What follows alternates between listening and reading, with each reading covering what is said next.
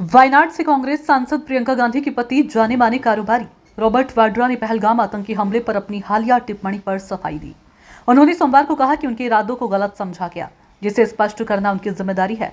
वाड्रा ने यह भी कहा कि वह पहलगाम हमले की कड़ी निंदा करते हैं और भारत के साथ खड़े हैं। कुछ दिनों तक मौन रहने का फैसला किया।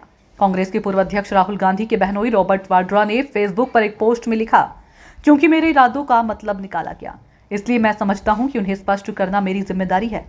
मैं ईमानदारी, पारदर्शिता और सम्मान के साथ खुद को स्पष्ट करने के लिए प्रतिबद्ध हूं। मैंने कुछ दिनों तक मौन रहने का फैसला किया है, लेकिन इसे उदासीनता या देशभक्ति की कमी के रूप में नहीं समझा जाना चाहिए। वास्तव में यह मेरे देश के प्रति मेरे गहरे प्रेम, सत्य के प्रति मेरे गहरे सम्मान और समर्पण के प्रति मेरी प्रतिबद्धता के कारण है कि मैंने बोलने से पहले चिंतन करने का समय लिया।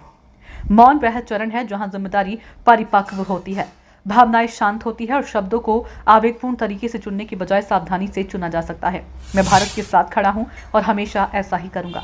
उन्होंने आगे लिखा, मैं अपने विचारों के बारे में स्पष्ट होना चाहता हूं। मैं पहलगाम में हुए आतंकवादी हमले की कड़ी निंदा करता हूं, जिसने निर्दोष लोगों की जान ले ली और उनके परिवारों को तोड़ दिया। मैं भारत के साथ खड़ा हूं और हमेशा ऐसा ही करूंगा। इस हमले को रोकने के लिए कोई राजनीतिक, धार्मिक या वैचारिक तर्क नहीं है।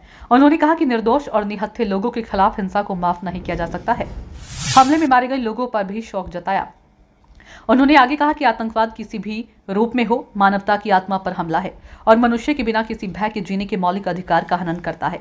वाड्रा ने हमले में मारे गए लोगों के प्रति संवेदना व्यक्त की और सभी से महात्मा गांधी की अहिंसा का पालन करने की शिक्षाओं को याद रखने का आग्रह किया।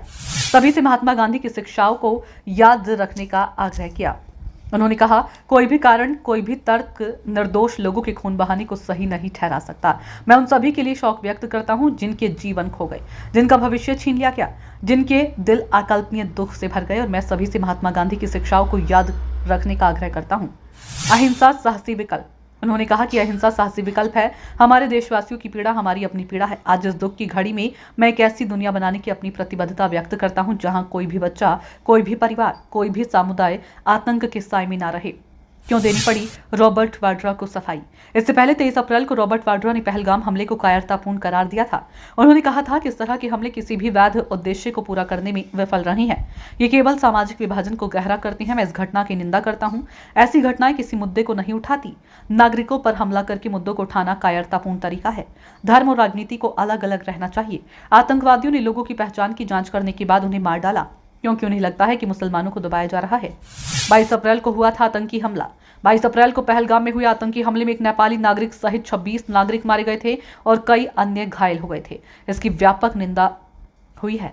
भारत सरकार की ओर से त्वरित कूटनीतिक और रणनीतिक जवाबी कार्रवाई भी की गई है।